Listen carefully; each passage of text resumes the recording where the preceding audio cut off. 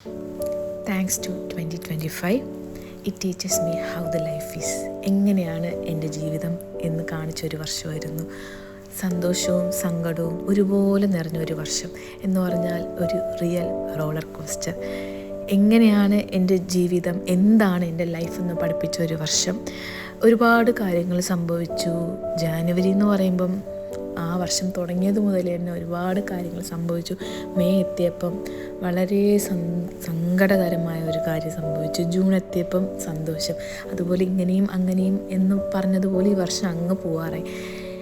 പിന്നീട് എനിക്ക് താങ്ക്സ് എന്ന് പറയാനുള്ളത് 2 വ്യക്തികളോടാണ്. ഒന്ന് എൻ്റെ വാപ്പ കാരണമാണ് ഇന്ന് എനിക്ക് പലതും കിട്ടിയതും.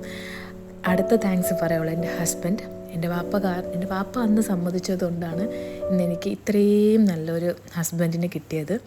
താങ്ക്സ് ടു വാപ്പ. പിന്നെ എൻ്റെ ഹസ്ബൻഡിനോടാണ് താങ്ക്സ് പറയാനുള്ളത്. പുള്ളി ഒരുപാട് എനിക്ക് ചെയ്തിട്ടുണ്ട്.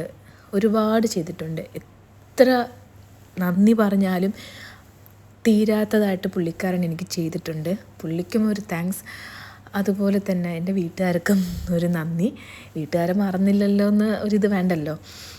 പിന്നീട് ഒരുപാട് കാര്യങ്ങൾ എക്സ്പീരിയൻസ് ചെയ്യാൻ പറ്റി, ഒരുപാട് കാര്യങ്ങൾ കാണാൻ പറ്റി. അതുപോലെ തന്നെ ഞാൻ പറഞ്ഞില്ലേ, 2025 എന്ന് പറയുന്നത് എനിക്കൊരു റോളർ കോസ്റ്ററായിരുന്നു. കാരണം ഞാൻ ആദ്യമേ പറഞ്ഞതുപോലെ സങ്കടവും സന്തോഷവും ചിരിയും കളിയും ദുഃഖമൊക്കെ നിറഞ്ഞതായിരുന്നു.